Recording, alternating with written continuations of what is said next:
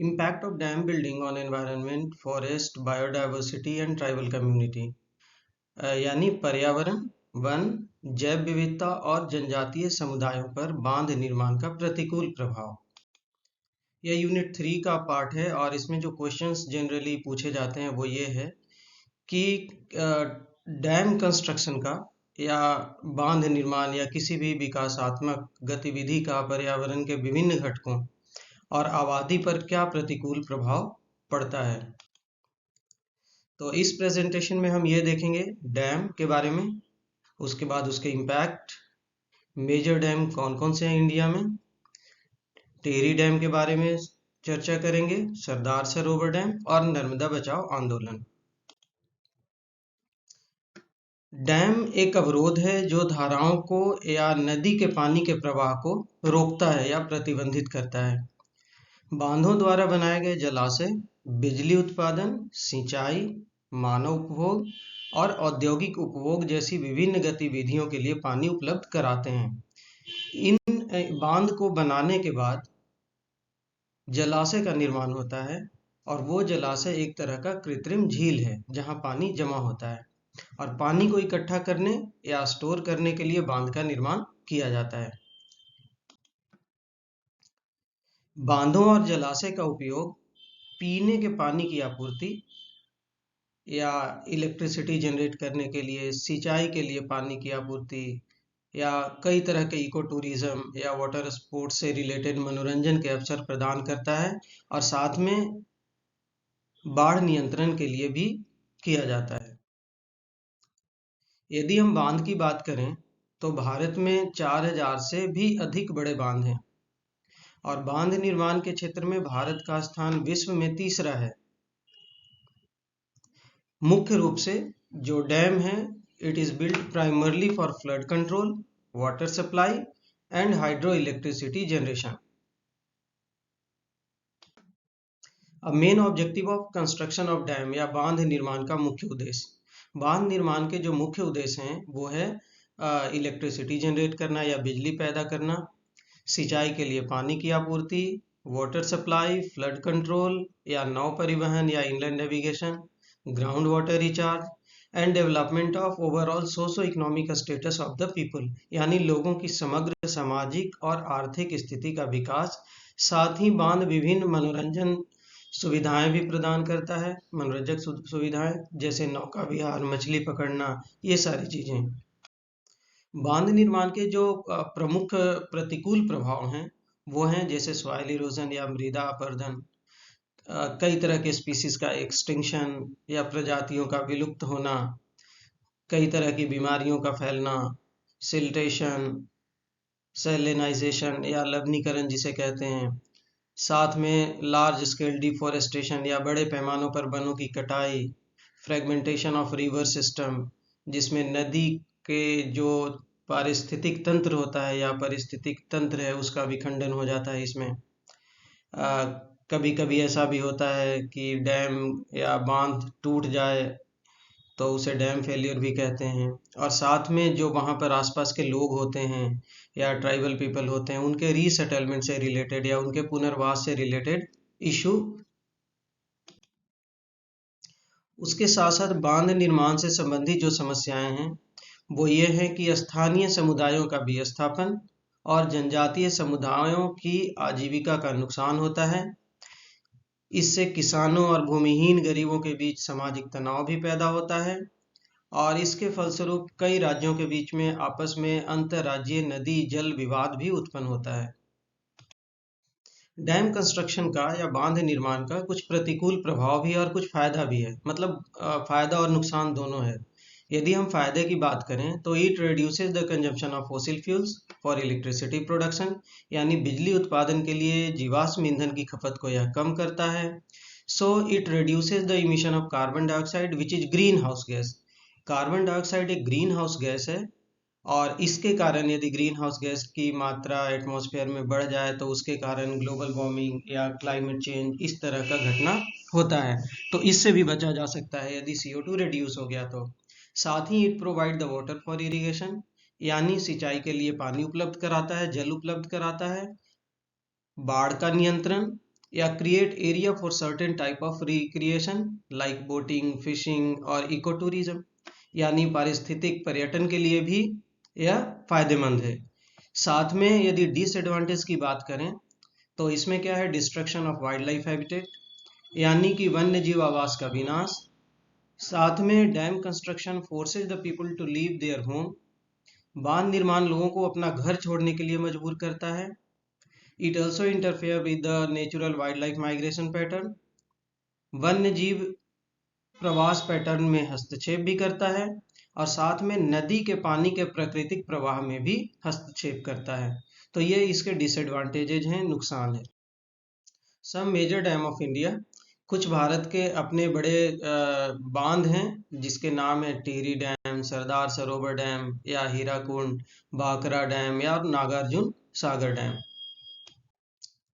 यदि हम बात करें बांध निर्माण का वनों और जैव विविधता के ऊपर प्रभाव का, तो इसके कारण, बांध निर्माण के कारण नदी के वनस्पतियों और जीवों का विलुप्त होना, बांध की दीवार मछलियों और जलीय जीवों के प्रवास को रोकती है।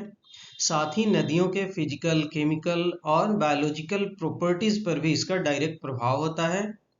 जलाशय का तापमान, जलाशय यानी रिजर्वायर का तापमान या उसकी रासायनिक संरचना और उस जल में घुला हुआ ऑक्सीजन, इनके स्तरों में भी परिवर्तन होता है जो कि जलीय पौधों और जानवरों के लिए उपयुक्त नहीं होते और अंततः ये प्रजातियां धीरे धीरे धीरे विलुप्त हो जाती है या डिसअपीयर हो जाती है।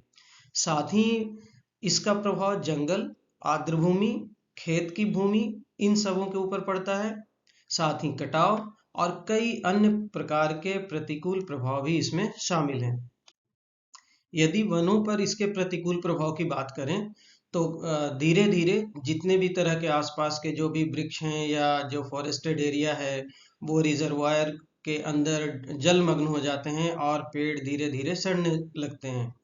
तो विस्थापित किसान को अपने फसल उगाने और अपना घर बनाने के लिए अन्य क्षेत्रों में जंगलों को साफ करना पड़ता है, वनों की कटाई करना पड़ता है। तो इसके कारण जो है वो धीरे धीरे फॉरेस्ट भी वहां पर घटता चला जाता है। यदि जनजातीय समुदायों पर इसके प्रभाव की बात करें हम, तो बड़े बांध जो होते हैं वो आमतौर पर हजारों लोगों को भी स्थापित करते हैं क्योंकि पानी उनके घरों और आसपास के इलाकों को जलमग्न कर देता है।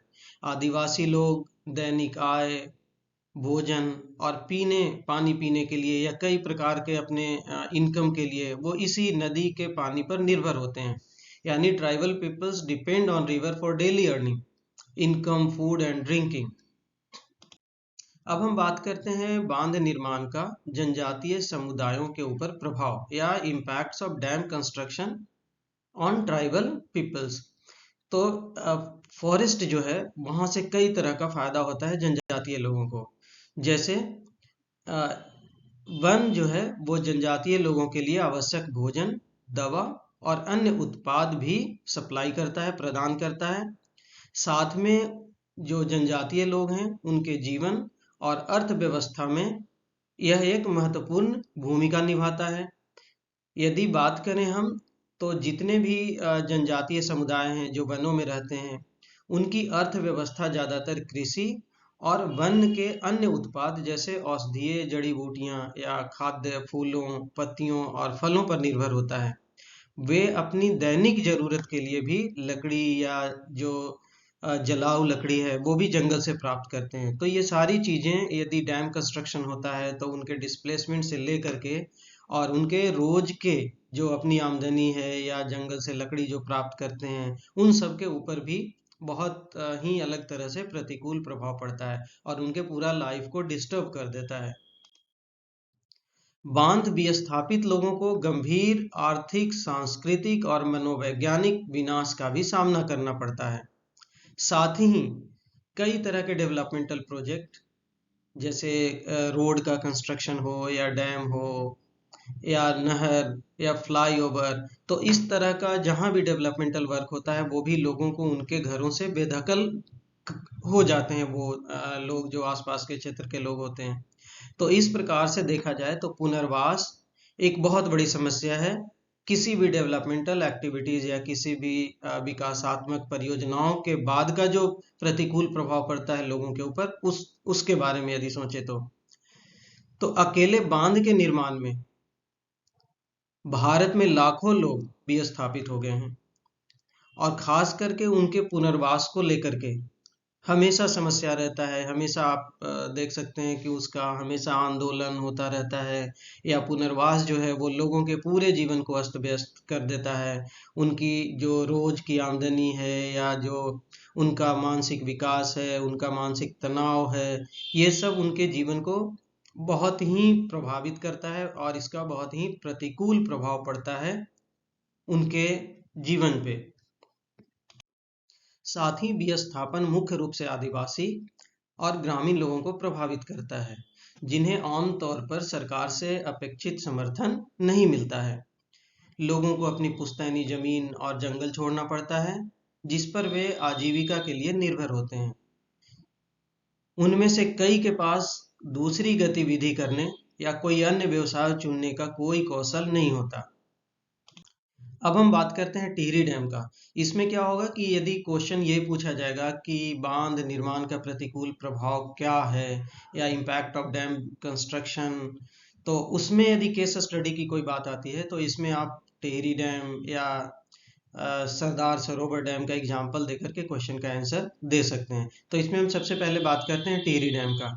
तो टिहरी डैम भारत का सबसे ऊंचा बांध है, और यह उत्तराखंड में टिहरी के पास भागीरथी और भिलंगना नदियों के संगम पर इसे बनाया गया है। और इस बांध के बनने से कई गांव बुरी तरह प्रभावित हुए और पूरी तरह जलमग्न हो गए।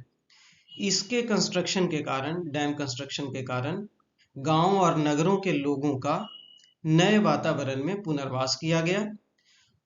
बांध निर्माण ने, यानी टिहरी बांध निर्माण ने हजारों परिवारों को अपना पैतृक घर छोड़ने पर मजबूर कर दिया।